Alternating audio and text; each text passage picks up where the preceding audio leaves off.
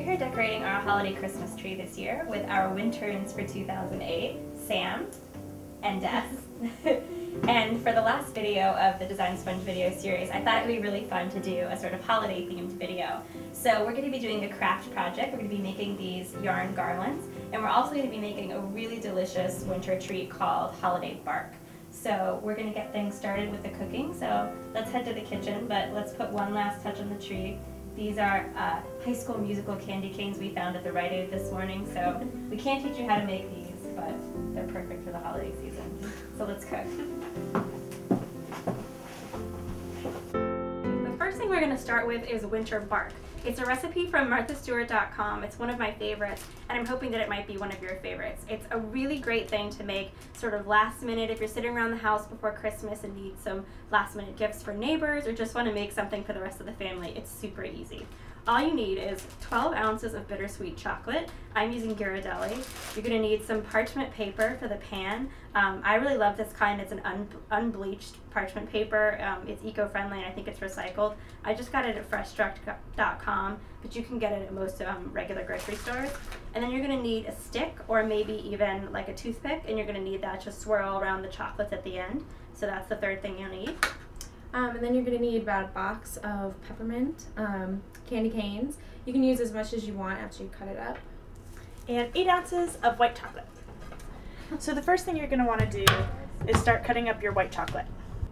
Alright, so the next step is to cut up the candy canes, and we're cutting it in a pan today because they might go everywhere. So just kind of hit them lightly and do it in a pan so they don't go all over your kitchen.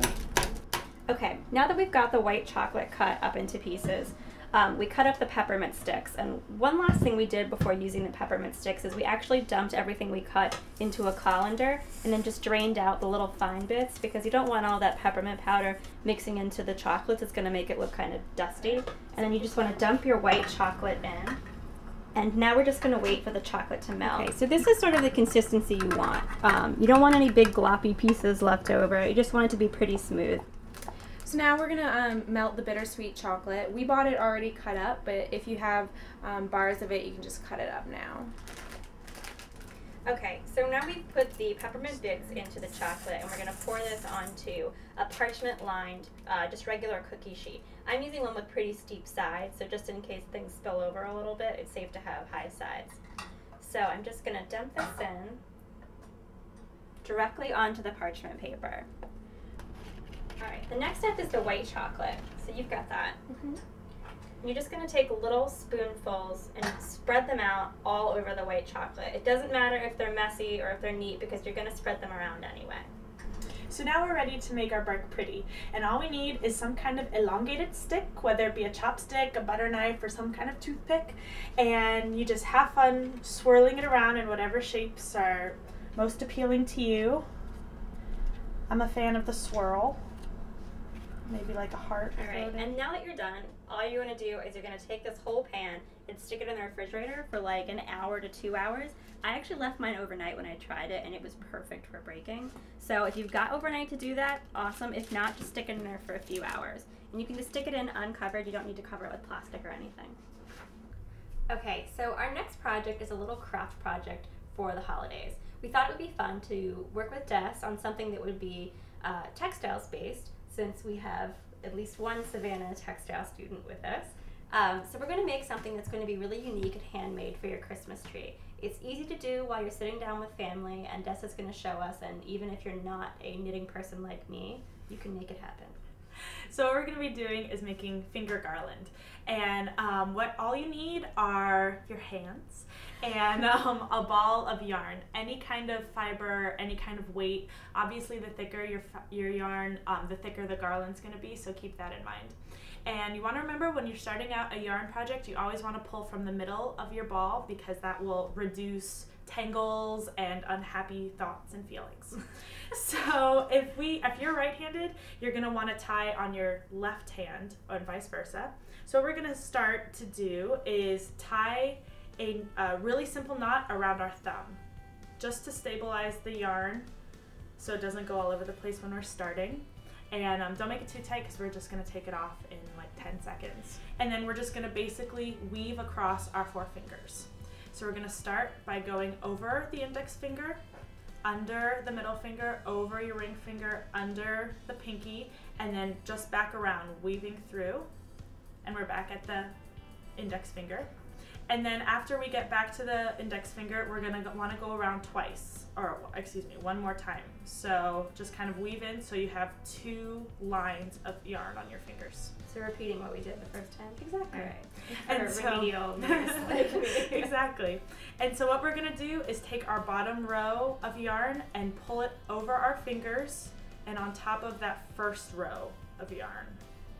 So basically just leaving 1 row of yarn across our fingers. That's good. No, that's good. When you're first starting out, it's gonna look a little janky, but as you go, it'll get way cute and adorable. So we're just gonna do it again. And now that we've done it twice, we kind of have a little bit of buildup of yarn on the back of our hand. So when that happens, we're just gonna take the middle of our buildup and just kind of pull. And it's not gonna be too long, it's gonna be a little amorphous, but it's gonna build in structure as we keep going. That's good. No, it's good. It's good. I feel like I'm already way behind. Yeah, like no, that. like this kind Okay, of. so that's okay. Yeah. And so let's do it again. We're just gonna make another row of yarn by weaving it through our fingers 1 time. Up and back. We just bring it over the top of our fingers and pull. And so we're gonna just keep doing this. We're just gonna keep weaving in throughout our fingers, pulling over, and then pulling in the back. So I know that my family holiday traditions probably have very little to do with craftiness. I think my family's holiday traditions have everything to do usually with food and sort of watching Christmas Story on television over and over again. But do you guys have any sort of craftiness built into your family traditions? Well, we haven't done this in a while, but when we were little, we used to buy the like glass ornaments, and we'd all sit, and my sisters and I would make ornaments for the tree, and all we had to do was like squirt some paint inside of them, and then you kind of just sit there and shake them like this. That's cool. And that was like the most crafty thing ornaments. Yeah. We did maybe like gingerbread man ornaments when Yeah. we were younger, but What does your family do this? Well, we've attempted to make many a gingerbread house. And like we've bought the kits, and we usually just keep them for months, and then it just never has panned out, like actually making a gingerbread structure. But it's fun to try. So you've been finger knitting for 2.5 hours, and you're ready. You have a big long strand, and you're so proud of yourself. So you're gonna need to finish it. So what you're gonna do is you're gonna cast off in this really special way. And basically what you do is you start off with your forefinger, and you move this loop onto your middle finger. So you have 2 loops on your middle finger. And then you take the bottom loop of your middle finger and put it over the top loop, leaving 1 loop on your middle finger. And then you just do the same. You put the loop from your middle finger onto your ring finger, and then cross it with the original ring finger loop. And then you're gonna take the loop from your ring finger onto your pinky, cross that over, and pull really tight. And then you're left with your original strand of yarn and this last loop. It's fun. And It's totally fun. Basically, you're just gonna tie them in a square knot. All right, so our winter bark has been sitting in the freezer or the refrigerator for a couple hours, and it's ready to come out. So this is the finished product. It should harden up really nicely after a couple of hours in there, and I think we can just.